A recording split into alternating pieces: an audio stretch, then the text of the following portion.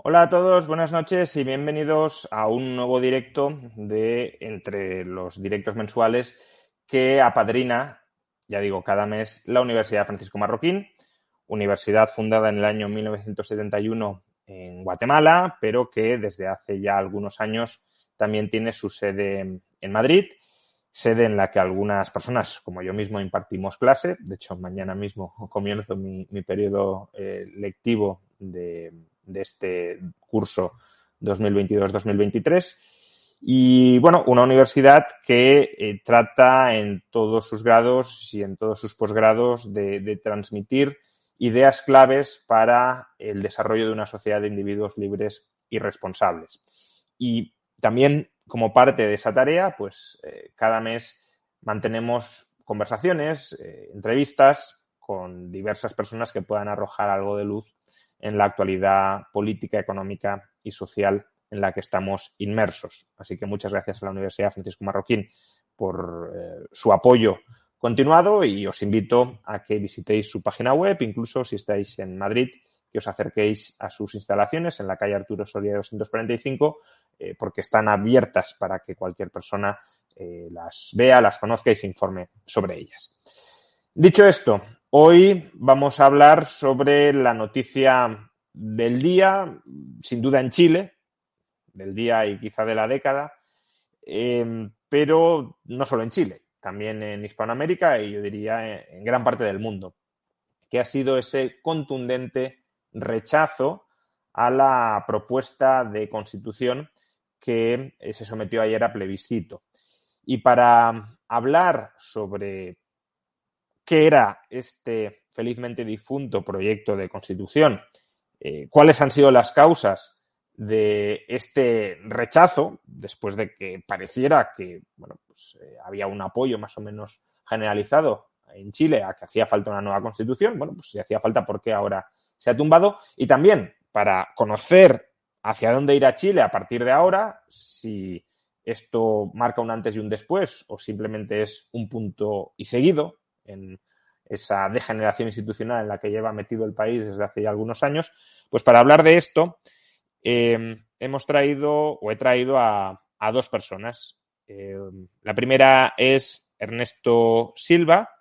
Ernesto es director del think tank Faro UDD, adscrito a la Universidad del Desarrollo, think tank del que yo también formo parte, además, como investigador.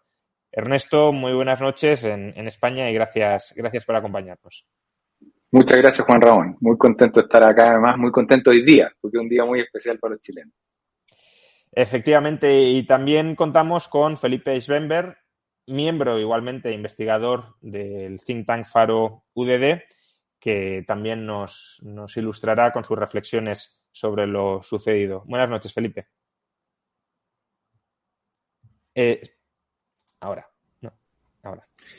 Buenas noches y muchísimas gracias por la invitación. Bueno, pues muchas gracias a ambos. Antes de empezar, me gustaría que brevemente, en un par de minutos máximo, porque entiendo que la audiencia ha venido para otra cosa, pero que nos contéis qué es Faro UDD, dado que los dos estáis vinculados a este think tank y nos vais a hablar sobre Chile desde la perspectiva de este think tank, pues contadnos cuál es el punto de vista de este think tank y qué quiere hacer. Bueno, nos pasó la verdad, Juan Ramón, es que en Chile durante, yo te diría, 3 décadas, las ideas de la libertad solo se defendieron a través de la evidencia, pero no un cultivo o un debate profundo para actualizar los fundamentos de una sociedad libre. Y desde la perspectiva de las universidades, a nosotros nos pareció que se necesitaba un espacio adicional donde se reflexionara de manera interdisciplinaria, creando nuevos voceros, debates e ideas sobre los fundamentos de una sociedad libre. Y por eso reunimos acá en Faro UDD filósofos, economistas, historiadores, sociólogos, abogados y cientistas políticos para tratar de revitalizar las narrativas de una sociedad libre, especialmente en los debates contemporáneos, y no dejar que la narrativa progresista de una izquierda, digamos, totalizante, se imponga sin una contraparte que debata. Eso es lo que estamos haciendo con un foco formativo en la enseñanza de pregrado, en la enseñanza de posgrado, en actividades de extensión y, por supuesto, en la generación de conocimiento y participación en la discusión pública que creemos que es central para generar ideas, fomentar liderazgo y generar tensión que tanto necesita Chile. Pues ojalá el proyecto siga adelante y además permee en la sociedad chilena porque hace falta, ¿no? Y ahora vamos a hablar un poquito de todo esto. También os preguntaré cómo es posible que Chile haya llegado a esta situación, porque, bueno, hoy es un día feliz, pero que estemos planteándonos la posibilidad de que Chile hubiese podido llegar a aprobar esta Constitución, el escenario en conjunto no es tan feliz. Ilustra que hay una serie de problemas, quizá materiales, pero desde luego ideológicos subyacentes, que ensombrecen un poco el futuro. Pero vamos a hablar sobre esta Constitución, porque estabais comentando que hoy es un día muy feliz, que estáis de enhorabuena. Yo mismo también he mostrado mi alegría con el resultado del referéndum, pero quizá visto desde fuera o incluso visto desde dentro, porque no olvidemos que cerca de un 40% de los votantes chilenos han apoyado la difunta propuesta de reforma constitucional, pues a lo mejor mucha gente no entiende por qué es tan positivo que esta Constitución haya decaído o por qué era tan peligroso que saliera aprobada. Entonces, explicadnos por qué esta Constitución era tan peligrosa como para que estemos celebrando que no haya salido adelante. Bien, bueno, había varias razones, ¿cierto? Uno podría resumirlas diciendo que esta era una Constitución que era consistentemente liberticida.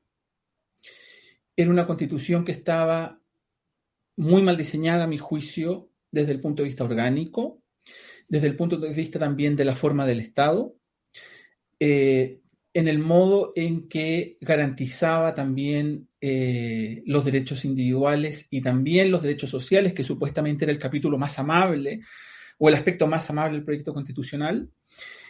Eso, como dicho, en términos generales. Ahora, claro, el proyecto, si uno no lo lee, o incluso si uno lo lee sin detenerse en él, podría parecer que efectivamente era un proyecto, digamos así, muy emancipatorio, ¿cierto? Un proyecto que iba a mejorar la calidad de la vida de la gente en general, ¿cierto? Pero en realidad, y esto, claro, puede parecer un poco chocante, por ejemplo, para la gente en Europa, ¿cierto? O en otras partes que dice, bueno, pero ¿cómo es posible que los chilenos ahora rechacen un proyecto, por ejemplo, que reconocía o suponía supuestamente avances importantes en el reconocimiento, supongamos, de minorías sexuales o el reconocimiento de pueblos indígenas o del medio ambiente? Pero la verdad es que esos reconocimientos venían insertos, por así decirlo, en una concepción más general, que por un lado, en el caso, por ejemplo, de el reconocimiento de los indígenas, no era meramente, por así decirlo, la multiculturalidad de la que se habla, por ejemplo, en algunas corrientes liberales o incluso no liberales, sino que era parte de todo un proyecto, que es el proyecto de la plurinacionalidad, que no es exactamente lo mismo, que es un proyecto que por una parte supone un pluralismo jurídico, es decir, si se hubiese aprobado esta nueva Constitución, en Chile hubiesen existido sistemas jurídicos paralelos. Eso hubiese significado, por ejemplo, que se hubiese acabado con la igualdad ante la ley. Es decir, acá estamos hablando de un proyecto cuya concepción de la justicia es una concepción premoderna que nos hubiese retrotraído a sistemas jurídicos, digamos así, de inspiración medieval, en la que distintas personas, según su origen o procedencia, se encuentran sujetas a distintos ordenamientos jurídicos. Además, con una regulación en la que no quedaba claro, por ejemplo, qué pasaba en el caso de los conflictos entre personas de distintas etnias. Era una constitución, además, en la que ese tipo de regulación podía muy fácilmente entrar en colisión con la consagración de otros derechos. Por ejemplo, esta es una constitución, en teoría, muy feminista y muy favorable para las minorías sexuales, pero claro, cómo se conjuga el reconocimiento, por ejemplo, de esos derechos ahora, ¿cierto? Que dicho sea de paso, además era un reconocimiento de concepciones muy particulares, por ejemplo, de el feminismo y de las minorías sexuales. Tampoco era una concepción, digamos así, amplia de ese tipo de materia, ¿cierto?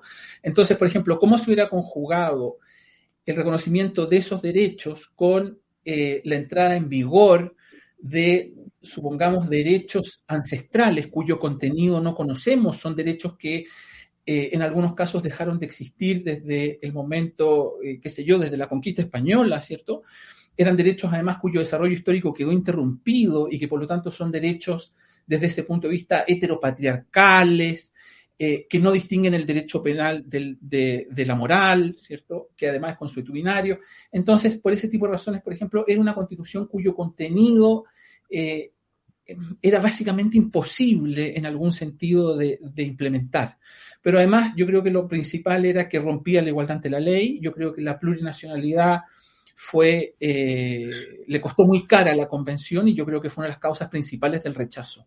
Y es importante señalar eso, señalar que ese reconocimiento no es el reconocimiento estándar que puede existir en otros ordenamientos jurídicos. Esto era derechamente pasar a un ordenamiento jurídico de carácter premoderno. Esa es la verdad. No sé si en esto quiere añadir algo porque yo no quiero monopolizar la Mira, conversación. yo si pudiera decir un poco también para ponerle, Juan Ramón, contexto. ¿Cómo está Chile hoy? ¿En qué momento se da esta discusión? Uno, con un gobierno que lleva pocos meses, se inició en marzo. Ese gobierno es similar a un gobierno tipo Podemos en España, muy de izquierda, que ha armado una coalición parcial con una centroizquierda, con lo que podría ser el PSOE, con una parte del PSOE, que llegó al gobierno diciendo que iba a cambiar todo, que Chile iba a empezar de nuevo, y que el corazón de empezar de nuevo era una nueva constitución. Eso generó esperanza. Después del 18 de octubre del 2019, donde se gatilla la violencia, con terrorismo y también con manifestaciones sociales. ¿Cómo está hoy el gobierno? Con una economía muy mala, con niveles de violencia muy fuertes e inseguridad, y también con terrorismo en la Araucanía muy fuerte. Ustedes lo han vivido también en el norte de España y en otros momentos. Y por lo tanto la ciudadanía no puede desacoplar la realidad del momento de lo que está pasando en el debate constitucional. Ahora, en el debate constitucional mismo, Felipe lo dijo bien, en el fondo querían quebrar la unidad de Chile con la plurinacionalidad, que dejáramos de ser una nación y queríamos que fuéramos un conjunto de naciones aun cuando no tiene fundamento histórico. Pero además de lo que dijo Felipe, hay algunas cosas concretas. Se debilita el derecho de propiedad, se debilitaba. La expropiación pasaba de ser en precio de mercado y al contado a, comillas, precio justo. Se establecía límite a las libertades para elegir en educación y en sanidad. Se establecían también, yo diría, autonomías políticas, financieras y territoriales para los pueblos indígenas, para las regiones y para las comunas, que no calzan con nuestra historia y que significaban mucho recurso, por lo tanto más impuestos, y significaban mucho más cargos políticos. Y adicionalmente a eso, yo creo que se debilitaba de manera muy fuerte la seguridad ciudadana. Y las personas ayer votaron por voto obligatorio, después de más de 10 años en que se había votado con voto voluntario. Y hubo un disparo, Juan Ramón, en la participación. Casi duplicamos la participación. De 8, no tanto, pero de 8,3 millones de personas, llegamos a casi 13 millones de personas votando. Y fue una sorpresa la magnitud de votación y la diferencia que obtuvo el rechazo, especialmente en el mundo más popular o de menores ingresos, donde la brecha fue aún mayor y fue una sorpresa para lo que se esperaba. Es decir, que incluso más allá de reformas concretas o de artículos concretos que pudiese tener esta Constitución, lo que estáis planteando también es que esta Constitución era un intento de una parte del sector político chileno por hacer una tabla rasa institucional y a partir de ahí tomar plenamente el control de las nuevas instituciones chilenas. Es decir, un reseteo para instalarnos en el poder. Si lo puedo decir muy breve, esto era de manual de cómo se toman las democracias desde adentro. Establecían un presidente de la República con un Congreso de los Diputados con todo el poder, porque eliminaban al Senado y creaban una Cámara de las Regiones, y en un sistema presidencial como el chileno, en que se eligen al mismo tiempo presidente y Congreso, una misma mayoría podía darles el poder total. Y estaban aplicando el manual de lo que hemos visto en Ecuador, en Bolivia y eventualmente en Venezuela, en términos de concentrar el poder en el presidente con una mayoría total, anular el rol de la iniciativa privada de las personas y concentrar un estatismo salvaje. Y creo que el sentido común de los chilenos rechazó eso más allá de solo las medidas específicas. Había una aproximación de decir, queremos cambio, pero lo queremos bien hecho y con sensatez. No sé, Felipe, si tú compartes. He de decir, por cierto, que esa concentración total del poder, lo digo para la audiencia española porque está diciendo, eso es lo que tenemos exactamente en España. En España el Congreso tiene un poder absoluto, el Senado no pinta nada el Congreso elige al presidente con la mayoría política, porque el presidente es el jefe de los partidos. El presidente es el jefe del partido mayoritario que tenga ese peso en el Congreso, y luego, por tanto, se concentra en unas mismas manos el Poder Ejecutivo y el Legislativo, y los resultados no son muy buenos, hay que decir. Felipe. Sí, no, se podrían añadir muchísimas cosas porque en realidad la Constitución estaba plagada de este tipo de cosas, ¿cierto? Pensadas o concebidas desde la lógica de la captura del poder, de hacer, por así decirlo, del Estado un botín. Entonces, por ejemplo, también se debilitaba la independencia del Poder Judicial de modo muy claro, ¿cierto? Se le exponía al poder, digamos así, de los políticos. Se debilitaban también las acciones constitucionales por medio de las cuales se cautelaban los derechos constitucionales. Entonces, se podrían añadir muchísimas cosas más. La verdad es que este era un proyecto muy malo. Después, por decir otras cosas, ¿cierto? La misma plurinacionalidad supone una cierta concepción del modelo económico que en parte casa con algunas ideas, por ejemplo, del decrecimiento. Yo creo que acá en la convención confluyeron distintas visiones, todas, digamos así, una suerte, como diría Rawls, de acuerdo entrecruzado, de consenso entrecruzado entre distintas visiones de la izquierda que convergen en un muy vehemente anticapitalismo y antiliberalismo. Entonces, la idea era, entre comillas, democratizar la economía, eso es lo que quiere decir, en último término, ¿cierto?, es centralizarla, hacerla dependiente del poder político. Por eso también era importante debilitar el derecho de propiedad, ¿cierto? Entonces, son muchísimas las cosas. Por ejemplo, como decía Ernesto, los derechos sociales estaban concebidos de tal manera que era muy dudosa o que eran planteados de tal manera que era muy dudosa la participación, por ejemplo, de los privados en la provisión de ese tipo de bienes.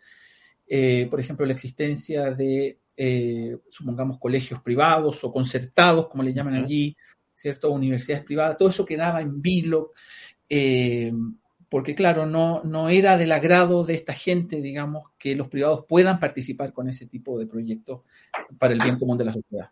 Era una constitución que habilitaba al poder político a entrometerse más en la vida de la gente, incluso en aspectos que a lo mejor muchos chilenos no se cuestionan y que toman por dados, como poder elegir colegio o poder elegir centro médico. Efectivamente. Así es. Efectivamente. Es más, yo diría, Juan Ramón, que una de las cosas que es interesante, si me permites, si no me callas, pero No, adelante, claro que sí. Es cómo lograron ellos, habiendo tenido un 78% de aprobación en el plebiscito inicial, teniendo más de 2/3 en la convención, habiendo teniendo el gobierno, ¿cómo lograron que la ciudadanía les pusiera un 60% en contra? Y ahí hay varias explicaciones. Esa era una de las cosas que os quería preguntar, claro. Es decir, ¿cómo se ha dado este vuelco tan notable en 3 años? Mira, yo creo que pasaron varias cosas y Felipe, corrígeme si tú no estás de acuerdo. Lo primero, hay que recordar cuáles son las reglas con que se elige esta convención. Esta convención se elige con las reglas de la Cámara de Diputados, que son 155, pero con 3 novedades especiales. La primera es paridad de resultado. Independiente de cómo se votara, terminaban igual cantidad de hombres de mujeres. Segundo, se establecieron escaños reservados para pueblos indígenas. Primera vez en la historia de Chile se eligieron 17. Todos fueron de izquierda y con un perfil muy marcado hacia una mayoría. Quitaron moderación.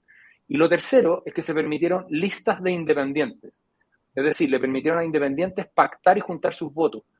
Eso hizo que aparecieran personas fuera del sistema, que no estaban acostumbradas a negociar, que no tenían posiciones en los temas. Y a las pocas semanas se empezaron a conocer historias de los constituyentes. Primero, uno que había sido elegido mintiendo, diciendo que había tenido cáncer. Otro que llegaban disfrazados como Pokémones y empezaron a generar en la ciudadanía la sensación de ridículo. Otro que votaba desde la ducha, desde bañarse. Entonces empezaron a generar un malestar. Y fue tal la mayoría que superaba los 2/3 que no hubo diálogo. No escucharon a las visiones distintas. Impusieron un texto. Y eso de verdad a la gente le molestó. Y quizás el punto de inflexión fue cuando dividieron Chile en plurinacionalidad, en muchas naciones. Creo que eso fue lo que generó como el momento y llevó a esta reacción sumada al contexto político y económico de un gobierno que está muy débil, haciéndolo mal y sin mucho norte en materia económica y social. Pero antes de volver a este punto, que me interesa bastante profundizar un poco en él, también quiero que me contéis no cómo hemos llegado a la situación en la que se ha dado este vuelco, sino a la situación en la que, como tú decías, 2/3 del constituyente eran de izquierdas o de extrema izquierda. Es decir, ¿cómo es posible que Chile, que durante 3 décadas, o al menos 25 años, fue un ejemplo de estabilidad institucional, de crecimiento económico para la región y para gran parte del mundo, haya caído en un proceso revolucionario o cuasi revolucionario de nueva planta institucional, controlado ese proceso además por sectores ya no solo de izquierdas o de extrema izquierda, sino también precisamente por eso frontalmente contrarios a ese modelo de éxito que había sido Chile. Es decir, ¿qué ha pasado en el país para que haya tanto descontento que ha cristalizado en este proceso? Sí, bueno, yo creo que son varias cosas y es difícil aventurar una respuesta. Bueno, probablemente de hecho deberían ser varias respuestas simultáneamente, ¿cierto? Pero a ver, yo diría por una parte que fue muy importante cierta fatiga, por así decirlo, en el modelo, el que fuera de hecho desacelerándose el crecimiento, ¿cierto? En un, no sé, como diría Hayek, ¿cierto? En un sistema cuyas reglas son tan abstractas que a la población le pueden resultar difícil identificarse con ellas, es necesario que haya prosperidad. Y desde el momento en que el modelo empieza a mostrar signos de agotamiento y de fatiga, yo creo que sobre todo a causa de reformas que hizo el segundo gobierno de Michelle Bachelet, ¿cierto? Eso empieza por una parte a causar descontento y a producir cierta desafección con el modelo económico. Luego el hecho de que se conocieran varios escándalos de colusión seguidos, ¿cierto? De algún modo eso también como que rompió un poco, digamos así, el hechizo de cara a la población acerca de las bondades del modelo neoliberal, como lo llaman, o capitalista, ¿cierto? Añadiría a eso también que fue muy importante el hecho de que fuera creciendo, fuera medrando una izquierda radical, una extrema izquierda desde hace ya muchos años en Chile, parecido, como decía Ernesto, a la que tienen ustedes en España con Podemos, ¿cierto? Sobre todo en las universidades y en los colegios secundarios, por la cual se fue normalizando o validando la violencia como instrumento político en Chile. Y yo creo que una de las razones también por la cual eso alcanzó el nivel que alcanzó fue porque la centroizquierda no defendió el legado de la concertación de los vilipendiados 30 años, porque la centroizquierda no fue tampoco en su momento capaz de plantar cara a esa izquierda, se sintió, digamos así, amedrentada moralmente, no sé cómo, no sabría cómo describirlo, ¿cierto? Parecido a PSOE en España respecto a Podemos. Muy parecido. Yo creo que el oyente español más o menos lo podrá entender bien, sí. Sí, sí hay cierta similitud. Pero acá hay cosas de manual. Por ejemplo, lo que explica Juan Lin, ¿cierto? Cuando habla de las crisis de la democracia, es esencial que los partidos de centro aíslen a sus respectivos extremos y condenen la violencia política. Eso yo creo que aquí no sucedió. De hecho, en un primer momento se integró al Partido Comunista, a la coalición de gobierno, ¿cierto? Entonces yo creo que eso es un factor muy importante de la crispación de los ánimos y del debilitamiento de las convicciones democráticas y del respeto por el Estado de Derecho. De modo que fue cundiendo la idea de que básicamente la derecha en Chile no tenía legitimidad por definición para gobernar, que la derecha por definición no era democrática, ¿cierto? Por sus vínculos históricos, reales o presuntos con la dictadura, ¿cierto?, de Pinochet. De modo que le hicieron una oposición desleal a Piñera tanto en su primer gobierno y ya el segundo con todo el estallido que sucedió, que ya fue prácticamente, hubo intentos de derrocamiento, de hecho, ahí derechamente, como se ha sabido últimamente. Si pudiera agregar dos cosas quizás más, una política, que es el cambio del sistema electoral, Juan Ramón, lo quiero explicar brevemente, y lo segundo, una cuestión más conceptual, que la centro derecha o el mundo de la libertad creyó que los resultados hablaban solos y dejó de cultivar las ideas, de explicarlas, de debatirlas con los jóvenes y de ofrecer respuestas desde la libertad a los nuevos desafíos. Se dedicó más a defender lo que se había hecho que a construir lo que estaba por hacer. Ese es en parte el espacio que quiere tratar de ayudar a contribuir Faro, pero creo que fue muy fuerte en eso, o sea, la idea de un liberalismo moderno, de futuro, anclado en los fundamentos, pero que pudiera entrar en cualquier discusión. El sistema electoral es importante porque Chile tiene un sistema presidencial y su Congreso se elegía en un sistema de tipo mayoritario, 2 diputados por 2 escaños por distrito, y eso tendía a la moderación. Pero durante el gobierno de Bachelet se cambió a un sistema proporcional, más propio de sistemas parlamentarios, pero que tendió a la atomización y fragmentación, pero sin la flexibilidad que tiene un sistema parlamentario poder cambiar de gobierno. Entonces tenías a un presidente con una atomización en el Congreso que hacía imposible llegar a acuerdos y a parlamentarios hablándole a grupos muy chiquititos. Entonces se empezó a tensionar mucho el ambiente y eso contribuyó a la falta de mirada, de reflexión y acuerdo. Y creo que es lo que nos está acompañando ahora también.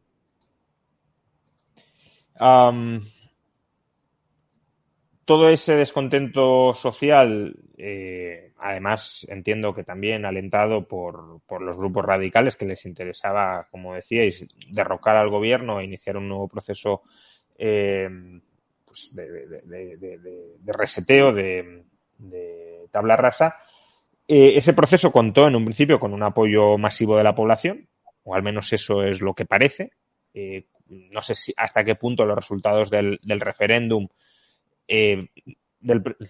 o plebiscito de entrada, donde se quiso o se aprobó la necesidad de tumbar la Constitución del 80, son de verdad representativos del sentir de la sociedad chilena, porque bueno, ha habido más gente que ha votado rechazo ahora que gente que votó en contra de la Constitución del 80 en el plebiscito de entrada. Esa sería una primera pregunta, si aquellos resultados realmente eran representativos del conjunto de la sociedad chilena o de la parte más movilizada en ese momento dentro de la sociedad chilena. Y la otra pregunta sería, si en todo caso podían ser más o menos representativos, ¿qué ha cambiado ahora, más allá del descontento que haya podido generar el constituyente? Y aquí en España también nos llegaron pues imágenes verdaderamente grotescas de mamá Pikachu y demás negociando en el constituyente. Más allá de eso, si han cambiado otros factores que han llevado a este rechazo tan rotundo después de que aparentemente se quisiera un cambio de constitución ya, casi cualquier constitución. Sí.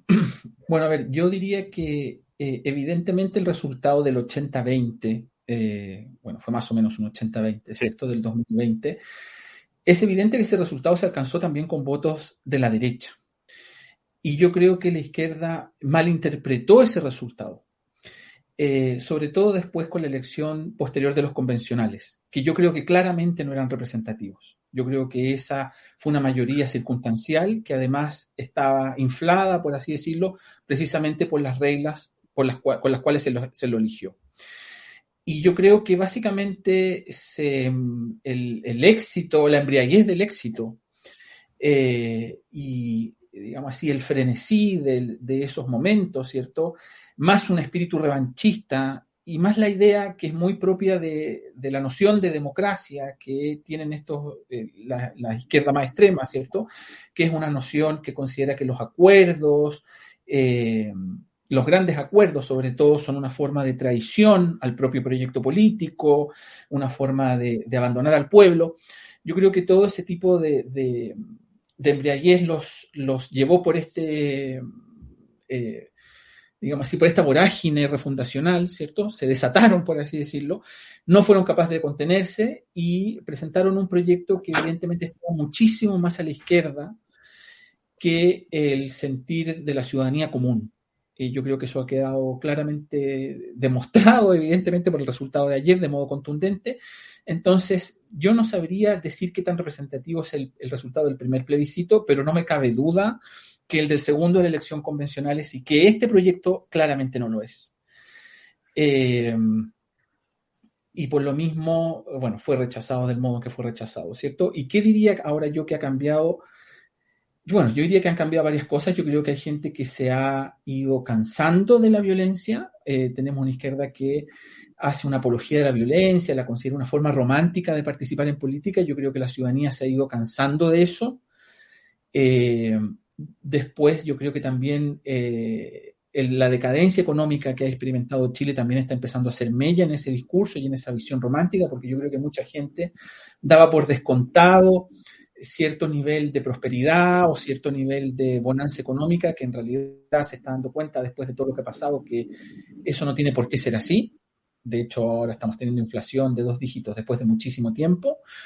Y yo creo que hay gente que se ha empezado a desengañar de todo ese discurso que combina, por una parte, esa concepción, digamos así, disfuncional de democracia con validación de la violencia como instrumento político.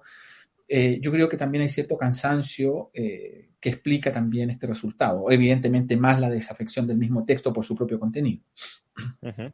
Oye, Juan Ramón, déjame decir algo en esta línea, porque también para la gente que nos está escuchando en España, los que gobiernan hoy día eran los que estaban en las calles marchando. Claro. Eran los que insultaban a las policías cuando la policía trataba de establecer orden público. Eran los que se oponían a establecer estado de excepción en la zona sur del país cuando se requería para resguardar la vida y la seguridad de las personas. Y se han dado cuenta ahora al gobernar que tienen que hacer esas cosas. Entonces no parece consistente. Lo que sí yo creo, y diría además que la izquierda, en el caso de Chile, ha coqueteado fuertemente con la violencia. ¿Ya? No ha tenido una actitud de frente.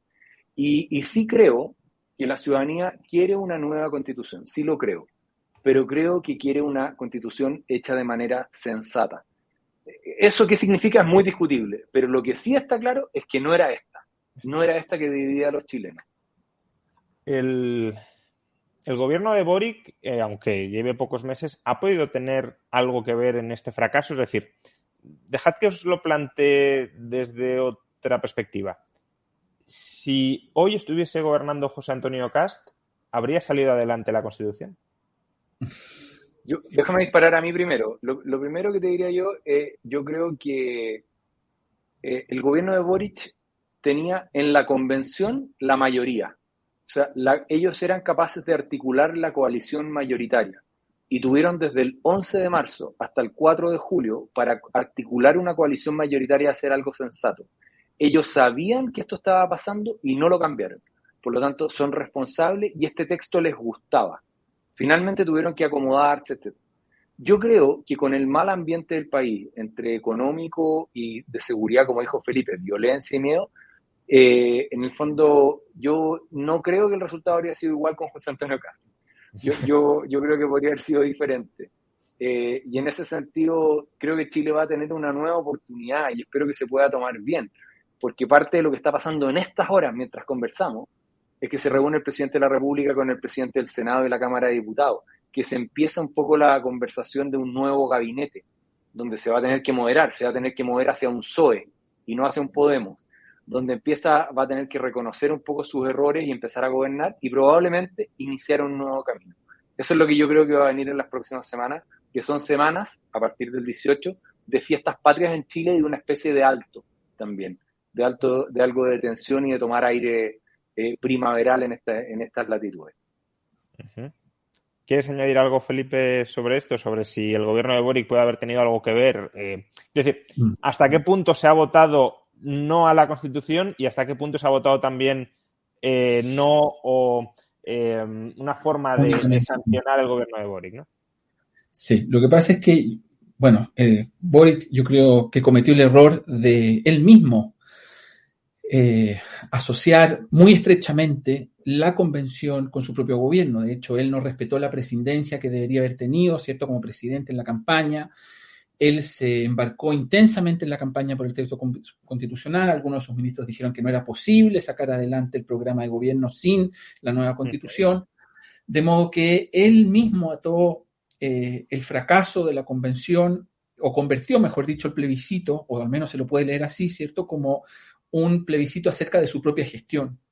Y a la inversa, por la misma razón, los errores que él ha cometido, que sus ministros han cometido, que han sido muchísimos, en estos pocos meses, yo creo que también le han jugado en contra, o le jugaron en contra al apruebo, sin duda. Eso añadiría yo por mi parte.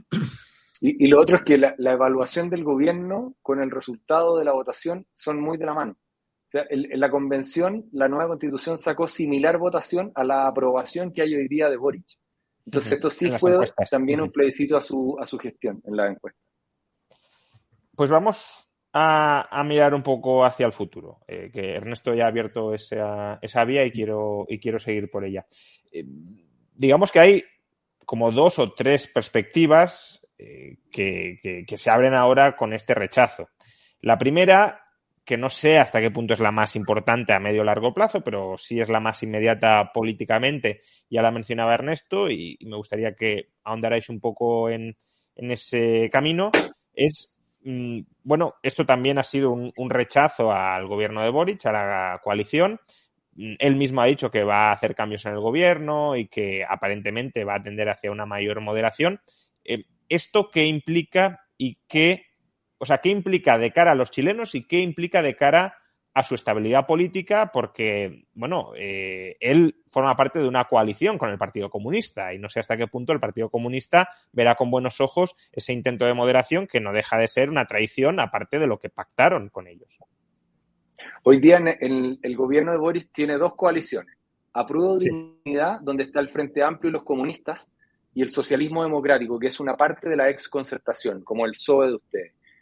Lo que va a pasar ahora es que va a tomar control este socialismo democrático, probablemente liderando el gabinete, con el Ministerio del Interior o con el Ministerio de la Presidencia, que es el que interactúa con el Congreso. Pero el equilibrio va a ser muy difícil, porque como tú dices, los comunistas están en pie de guerra. Ellos no van a permitir cualquier gabinete. Ellos siempre tienen la estrategia de un pie en la moneda, que es el Palacio de Gobierno chileno, y un pie en la calle. Siempre mantienen esa dualidad de protesta y control, que la ejerce muy fuertemente el presidente del partido.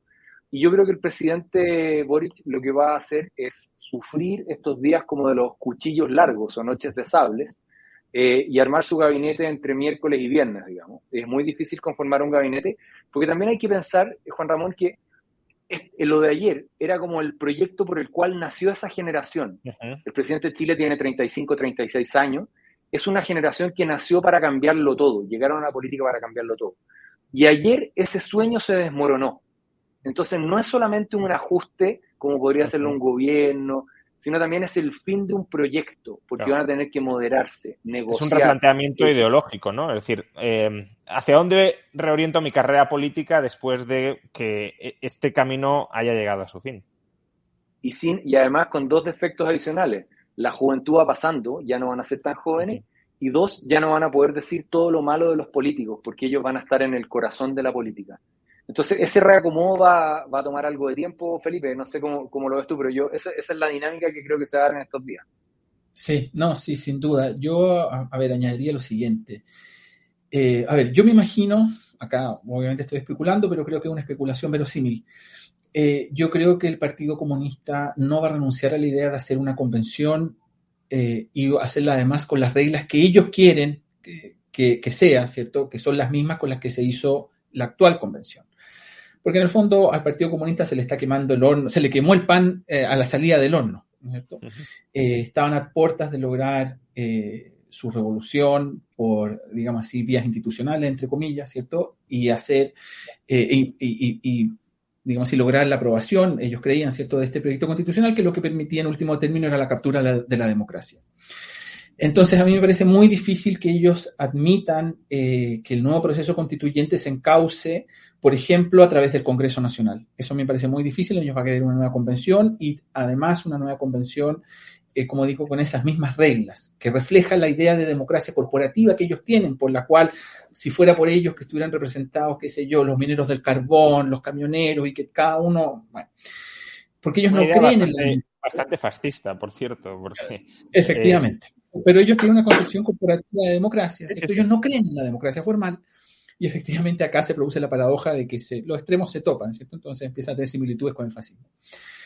Entonces, claro, la pregunta es qué rol puede jugar ahí el presidente Boric, si va a poder contener esta arremetida de esta gente que le va a insistir en un proyecto como ese, qué tanto margen tenga ahora él también políticamente, si que quiere presentar un proyecto así para poder efectuar. ¿Hasta qué punto Boric es un ideólogo que tiene una concepción fanática hacia la que se quiere dirigir, o hasta qué punto es pragmático como para reinventarse políticamente después del baño que recibió ayer? Porque es esencialmente pragmático, Juan Ramón. Uh-huh. Él viene de una matriz ideológica muy de izquierda, pero su conducta ha sido siempre pragmática. Cuando el gobierno de Piñera, por los hechos de violencia, está muy desafiado y negocia lo que fue el Acuerdo por la Paz y la Nueva Constitución el 15 de noviembre, donde las fuerzas políticas acordaron iniciar un proceso constituyente, las fuerzas políticas del partido de Boric no quisieron participar, y él en cambio sí. Él era solo un diputado y concurrió con su firma, desafió a su partido y lo hizo. Él se ha atrevido en otras oportunidades a tener pragmatismo. Así lo ha planteado también en su mirada más de opinión pública, y creo que en eso tiene como un instinto político de sobrevivencia práctica. Sin embargo, su coalición puede tener límites a sostenerle eso, ¿ya? Porque es mucho más ideologizada, mucho más radical de lo que se puede observar, y sus equipos son muy ideologizados en eso, partiendo por el ministro Giorgio Jackson, que es como el artífice intelectual de lo que está haciendo el Frente Amplio, y que probablemente salga de su rol central hoy y pase a uno secundario, y otras personas de su gabinete. Lo preguntaba porque, quiero decir, hay políticos que claramente son ideólogos y que entran en política para conseguir unos fines. En España podría ser Pablo Iglesias, y en Chile, tampoco es que sea experto en política chilena, pero me imagino que si Jadwe hoy fuera presidente de Chile, no estaríamos ante una posibilidad de reinvención política después de este fracaso, sino se estarían explorando vías alternativas de cómo tomar el poder o de cómo controlar las instituciones. Pero, claro, si Boric tiene esa orientación potencialmente pragmática de a mí me interesa mantenerme en el poder que hay y tengo ese instinto político que me dice que si persevero en la línea que ayer sufrió una derrota monumental, mi vida política va a ser corta, pues claro, si ahora empieza a cortar cabezas más radicales, pues no sé si tenéis la expectativa o la esperanza de que Boric se reinvente en una especie de nueva concertación chilena y que trate de representar esos valores en esta nueva etapa. A ver, bueno, yo creo que eso sería lo mejor que podría hacer y que podría pasar. Lo que pasa es que no sé cómo lo ves tú en esto, pero yo lo veo difícil porque eso es desdecirse de todo lo que él viene predicando desde que era un estudiante universitario, desde que era un dirigente universitario, que labró su carrera en buena medida fustigando a los partidos de la exconcertación, tratándolos de traidores, de entreguistas. Y ahí está el problema también, claro, de que tendría que abandonar efectivamente, o mejor dicho, sería abandonado tal vez por los partidos que hoy sería un traidor en el fondo, sería visto como una traición. Sí, pero quiero decir, a veces, intentar hacerlo. A veces los traidores, si tienen suficiente poder y empiezan a cortar suficientes cabezas, pueden dar un golpe encima de la mesa y convertirse en nuevos referentes políticos. Juan Ramón, hay una razón para eso. Quiero decir, solo un comentario. Entiendo que el equilibrio de Boric, si no entra a matar, también puede ser un equilibrio muy complicado, porque si se radicaliza y por tanto los otros se lo quieren cargar, va a tener que cargarse él antes a los otros para sobrevivir. Quiero decir que no es un juego un poco complicado en el que se halla. Tú tienes toda la razón. Yo creo que él va a intentar hacerlo. Y además de lo que ha comentado Felipe, hay dos razones muy poderosas. La primera es que le quedan 3 años y medio de mandato. Le queda mucho tiempo, necesita acomodarse. Y la segunda es que la economía está muy mala, viene mala, y la violencia está muy alta y necesita nuevos aliados para resolver problemas. Si hay algo que ha sido parte de este gobierno, Juan Ramón, no solo es ese espíritu como juvenil o infantil, que yo lo calificaría, sino que además de su sesgo ideológico es que ha sido incompetente. No saben hacer bien la gestión de gobierno, no hay resultados. Entonces sí va a necesitar a esa antigua socialdemocracia o esa centroizquierda para poder gobernar, para saber resolver problemas, para poder arreglar los temas. Entonces él va a tener esa tensión, yo creo que va a tratar de dar esa pelea, y el destino del gobierno se va a jugar en la capacidad que tenga el presidente de convencer a su coalición a Prueba de Dignidad de que el único camino viable es moderarse e intentar reacomodar y juntar fuerzas hacia el futuro. Y como no conozco los detalles del funcionamiento institucional de Chile, ¿qué posibilidades hay de que esta guerra interna que se pueda adivinar dentro de la izquierda o la extrema izquierda suponga una caída de Boric? ¿Eso es algo que puede llegar a suceder? ¿Boric va a estar 3 años y medio más, aunque haya un bloqueo institucional absoluto? Sí, en nuestro espíritu Chile ha tenido una democracia fuerte en eso y su diseño institucional presidencial no contempla salidas por tensión política, salvo la acusación constitucional. La acusación constitucional la utilizó Boric y su coalición contra Piñera en más de una oportunidad, sin lograr destituirlo, pero estuvieron cerca. Esta coalición de oposición actual no lo va a usar con Boric, no lo va a usar, salvo que hubiera una infracción flagrante de la Constitución, que no se ha observado. Por lo tanto, puede darse que el presidente Boric continúe en su mandato siendo irrelevante, sin tener una mayoría en el Congreso y solamente gobernando a través de la ley de presupuesto. Es como una especie de gobierno en funciones de ustedes, digamos, que estuviera... Pero su instinto probablemente lo va a llevar a buscar mayoría y tiene él hoy día en el Congreso una reforma fiscal y tributaria que está empezando a negociar. Mientras estamos acá se está reuniendo el ministro de Hacienda con los empresarios para volver a negociar y va a presentar esta semana o la próxima una reforma a las pensiones y a la seguridad social, para lo cual también va a necesitar mayorías. Si no logra esas mayorías no va a poder cumplir agenda y eso sería una autocondena a la irrelevancia de un presidente que ha prometido hacer transformaciones profundas. Cambiemos el foco de perspectivas. Vamos ahora con la perspectiva constituyente. Es decir, bueno, este proyecto ya está muerto, ya es historia, pero el propio Boric ha dicho que va a iniciar un nuevo proceso constituyente. Bueno, eso parece que va a ser así, de todas. ¿Qué forma tendrá ese nuevo proceso constituyente? ¿Qué perspectivas hay de que salga aprobada una nueva constitución más moderada, o van a intentar repetir la misma jugada que ha caído ahora a ver si por cansancio se termina aprobando? Y también qué posibilidades hay de que al final todo esto, porque no sé cuánto tiempo se puede mantener abierto institucionalmente en canal a un país en una situación de provisionalidad constitucional, como si, bueno, aquí nunca va a haber una cierta firmeza o una cierta previsibilidad en las normas más básicas o más esenciales del país. Entonces, ¿cabe la posibilidad de que al final de todo este viaje termine consolidándose la Constitución del 80 o eso ya es absolutamente imposible? A ver, bueno, yo por mi parte diría lo siguiente. Yo creo que ellos tienen el problema, cuando digo ellos me refiero a Boric, a su gente, al Frente Amplio, ¿cierto?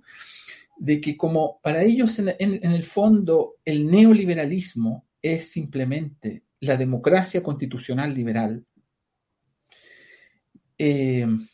cualquier proyecto constitucional que sea razonable, es decir, cualquier proyecto constitucional que asegure la alternancia en el poder, la separación de poderes, que evite, por lo tanto, la captura del mismo, ¿cierto?, por alguna mayoría circunstancial, la independencia del Poder Judicial, cualquier proyecto que también, por ejemplo, permita la iniciativa individual en proyectos educativos o la prestación de servicios de salud sanitarios por medio de privados, cualquier proyecto de ese tipo para ellos es neoliberal. Entonces yo creo que ellos están entrampados, por así decirlo, en la propia caricatura que ellos hacen del neoliberalismo. Entonces, para que el proyecto sea razonable y para que el día de mañana ellos ante sus propias conciencias no sean tenidos para sí mismos como neoliberales o sus propios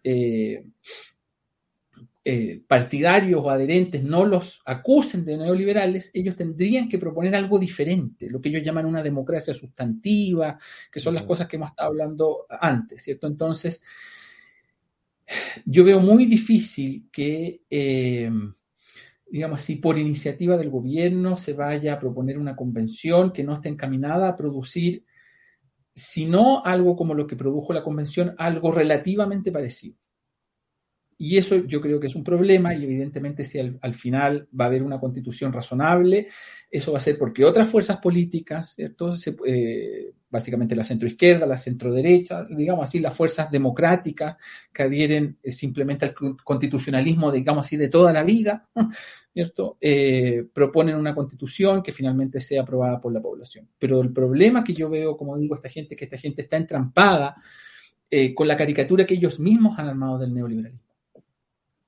¿Sabes qué? Yo, solo para agregar algo, yo creo que lo que va a pasar, ¿cómo creo que va a pasar primero como resultado? Que sí va a haber una nueva constitución que va a ser mejor que la que se descartó ayer y peor que la que tenemos hoy día. Va a ser algo entre medio. ¿Qué creo que va a pasar? Que va a haber un acuerdo político en las próximas semanas para elegir una nueva convención con algunas reglas similares a la convención anterior y otras diferentes. ¿Cuáles reglas se van a mantener? La paridad. ¿Qué reglas van a cambiar? No va a haber lista independiente y probablemente van a haber menos escaños para pueblos indígenas. ¿Qué desearía yo? Que ojalá hubiera espacio para que un grupo de expertos al menos pudiera compartir una mirada para hacer una especie de embudo, de que la discusión no sea tan amplia, sino que tenga bordes más concretos y permita avanzar, porque esto se discutió como hoja en blanco, como partiendo de cero. Y eso es lo que permitió estos niveles de locura o de desbordes e irresponsabilidades como los que se dio. Creo que Chile va a tener 18 meses más de este nivel de incertidumbre. Se va a requerir un proceso electoral, si es que hay una convención, que necesita al menos 130 días más a partir de hoy, al menos, por los sistemas electorales, luego trabajo de convención y un plebiscito final. Creo que esa es la hoja de ruta que tiene más probabilidad, no la considero óptima para nada, pero creo que es la que está generando un ambiente de mayor probabilidad de tener lugar, Juan Ramón, en los próximos meses en Chile. Pero la derecha o el centro derecha en gran medida también se ha sumado a la necesidad de una nueva constitución. ¿Pero por qué? Es decir, ¿qué quiere cambiar exactamente la derecha o el centro derecha? ¿O simplemente es para cambiar la Constitución y que no tenga la impronta de su origen pinochetista, ¿no? Es decir, ¿cuál es el propósito que marca la derecha a este nuevo proceso constituyente? ¿Cuál es su aspiración de máximos de la derecha? A ver, yo diría que hubo un proceso de deslegitimación de la Constitución del 80, que evidentemente más o menos largo, ¿cierto? Que hizo crisis evidentemente en el 2019, y yo creo que la derecha, después del así llamado estallido, ¿cierto? Y después de todo lo que hemos pasado, se comprometió con el electorado, ¿cierto? Y con la centroizquierda en precisamente cambiar la Constitución o al menos facilitar la reforma de la actual. Porque el rechazo, evidentemente, que ha ganado ayer es un rechazo transversal, no es únicamente la centro-derecha. Entonces yo creo que la centro-derecha siente que tiene un compromiso, por así decirlo, con la centro-izquierda democrática, con el electorado, que o cambiar la Constitución o embarcarse en un nuevo proceso constituyente, ¿cierto? Porque entiende que fueron esas promesas también las que hicieron posible la victoria del rechazo. Precisamente el hecho de decir, nosotros no, digamos así, casamos con la Constitución de Pinochet. ¿Sabes lo que pasa? Que yo agregaría una cuestión también más política. Acá hubo una derrota ideológica o conceptual porque se instaló que la Constitución era una solución a los problemas. Sí. Entonces hay una expectativa en las personas de que sus problemas se resuelvan a través de la Constitución. Yo creo que eso no va a suceder. Yo tengo la visión de que la Constitución ojalá nos ayudara a poder discrepar en paz, fijando ciertas reglas mínimas y tratándonos como iguales. Y también donde la Constitución lo que le diga al Estado lo que tiene que hacer y no que el Estado me diga a mí mis derechos y todo lo que tengo que hacer yo. Sin embargo, conceptualmente esa concepción fue derrotada, eso hay que reconocerlo. Y en segundo lugar, hay una cuestión simbólica, que es que si bien el texto del 80 ha sido modificado en centenas de ocasiones y que lleva la firma del presidente Lagos en una declaración que dice esta Constitución ya no nos divide y nos une. La verdad es que el símbolo asociado a la idea de Pinochet ha sido muy fuerte como el anhelo de una nueva etapa para grupos relevantes de la población.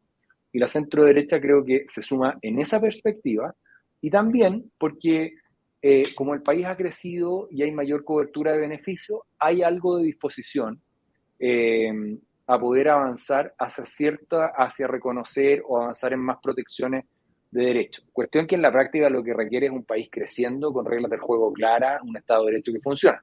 Pero se ha llevado hacia allá la discusión y por lo tanto creo que hay un compromiso del cual no se va a salir y hay que encontrar una manera sensata de cumplirlo. Uh-huh.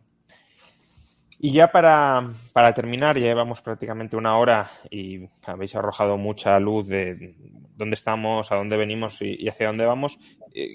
Quiero ir luces bastante largas de cuál es la perspectiva a largo plazo de Chile. Está claro que si la Constitución de ayer, el plebiscito de ayer y el texto constitucional que se sometió a votación hubiese triunfado, la perspectiva sería bastante mala.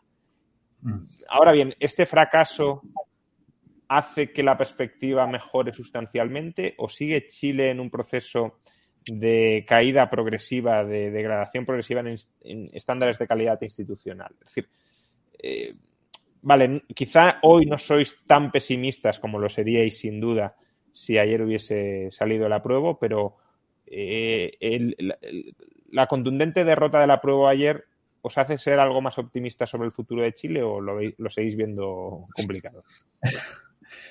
A mí al menos me hace ser bastante más optimista. O sea, no quiero decir con esto que no vayamos a seguir por un camino de decadencia como el que estamos embarcados. Yo creo que sí, yo creo que vamos a seguir por un camino de degradación y nos va a costar rectificar eso. Yo creo que el sueño, por así decirlo, de que Chile llegue a ser un país desarrollado en el mediano plazo ya no se va a cumplir, pero yo creo que la victoria de ayer es muy, muy importante porque frena en seco digamos así, el proyecto, llamémoslo bolivariano, de instaurar un régimen de ese tipo en Chile.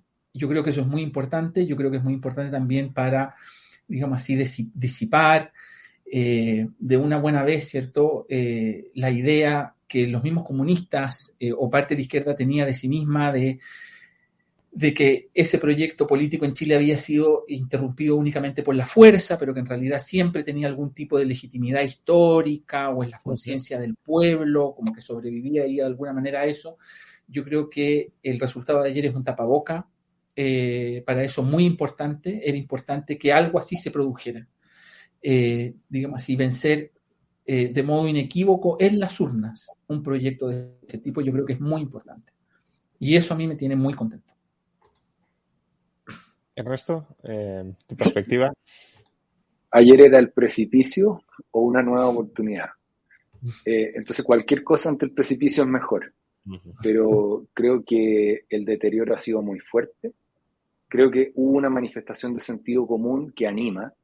Pero si tú me preguntas, Juan Ramón, ¿cuál es el gran desafío? Es volver a discutir y a batallar en el plano de las ideas para generar no solamente una mayoría política circunstancial, sino una mayoría social que reconozca en la libertad y en el Estado limitado una fuente de progreso, de mayor desarrollo y bienestar. Y para eso el trabajo con los jóvenes, el desarrollo de las ideas y la universidad es muy importante y a eso vamos a estar dedicados, aun cuando sea muy difícil hacerlo. Pues muchísimas gracias a los dos por vuestras reflexiones y por vuestros argumentos. Creo que han sido muy útiles. Desde luego a los españoles o en general a los no chilenos, sin duda, porque nos habéis contextualizado muy bien la situación, pero yo creo que incluso habrá muchos chilenos que hayan valorado también vuestras opiniones y vuestros puntos de vista. Lo dicho, muchísimas gracias Felipe, muchas gracias Ernesto, mucha suerte con Faro UDD, porque yo también coincido en esa idea de que las sociedades libres necesitan un pozo intelectual que además hay que ir regenerando y hay que ir cuidando cada generación, porque cada generación empieza desde cero y olvida las experiencias aprendidas en el pasado y por tanto uno, si no han vivido ciertas cosas, al menos hay que contárselas para que no le engañen y para que no se generen falsas expectativas ni falsas ideas como las que, por desgracia, han terminado prevaleciendo en Chile. Así que mucha suerte con el proyecto y ojalá, pues dentro de una generación no estemos hablando de la posibilidad de aprobar constituciones bolivarianas, sino, en todo caso, de constituciones mucho más liberales que, por supuesto, que la de ayer e incluso que la que está ahora mismo vigente en Chile. Muchas gracias y también saludos a los amigos de la Universidad Francisco Marroquín. A mí por lo menos me tocó estar en un Liberty Fund allá hace algunos años, hacen una gran tarea y que la sigan haciendo con mucho éxito para América Central y América Latina. Pues muchísimas gracias. Nos vemos en otra ocasión porque seguro que habrá que seguir hablando de Chile. Un placer. Hasta otra. Gracias. Chao. Y a todos los demás, muchas gracias por acompañarnos durante esta hora de entrevista, donde hemos tratado de contextualizar la situación de Chile. Y muchas gracias, como siempre, a la Universidad Francisco Marroquín por hacer posibles estas entrevistas en libertad y reflexionando también sobre la libertad en países, no solo pues el que a mí más me puede tocar de cerca, que es España, sino también otros países vecinos geográficamente o vecinos culturalmente, como en este caso es Chile. Muchas gracias a todos y hasta la próxima.